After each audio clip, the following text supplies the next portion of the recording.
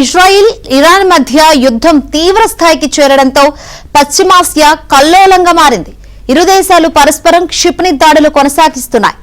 ఎప్పుడు ఏం జరుగుతుందోనని ఇరు దేశాల ప్రజలు ఆందోళనగా ఉన్నారు. టెహ్రాన్ లో ఇజ్రాయిల్ ఇంటెలిజెన్స్ ఏజెన్సీ మొస్సాద్కు చెందిన డ్రోన్ల ఏజెన్సీని ఇరాన్ పేల్చివేసింది.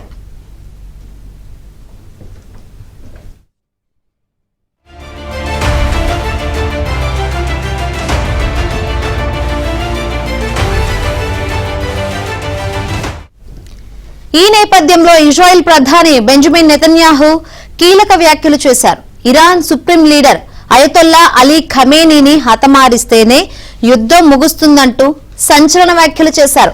టెహ్రాన్ పై టెల్ అవీవ్ చేస్తున్న దాడులను ఆయన సమర్థించారు. ఇరు దేశాల మధ్య సంఘర్షణను పెంచే కంటే త్వరగా యుద్ధాన్ని ముగించేందుకు లక్ష్యంగా పెట్టుకున్నట్లు తెలిపారు.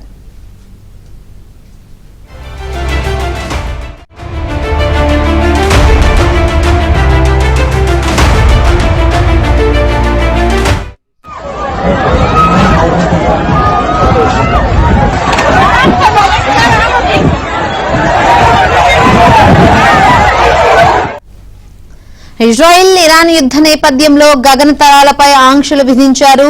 ఇరాన్ తమ గగనతలాన్ని పూర్తిగా మూసివేసింది. అత్యంత కీలకమైన అంతర్జాతీయ విమానాశ్రయాన్ని ఇజ్రాయిల్ మూసివేసింది. లెబనాన్, జోర్డాన్, ఇరాక్ లోనూ విమానాల రాకపోకలు నిలిపివేసింది. దీంతో వేలాది మంది ప్రయాణికులు తీవ్ర ఇబ్బందులు పడుతున్నారు.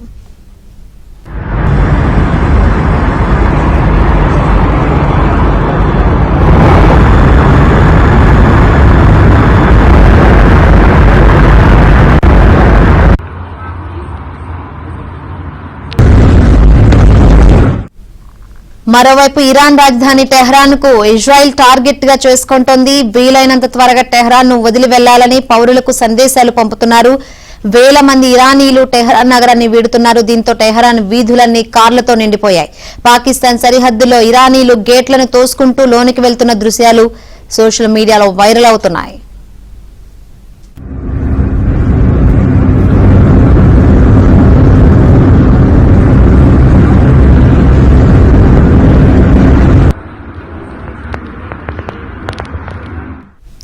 ఇజ్రాయిల్ ఇరాన్ల మధ్య ఉద్రిక్తత పరిస్థితుల వేళ భారత ప్రభుత్వం కీలక చర్యలు చేపట్టింది. అక్కడి నుంచి భారతీయులను తరలించేందుకు రంగం సిద్దం చేసింది.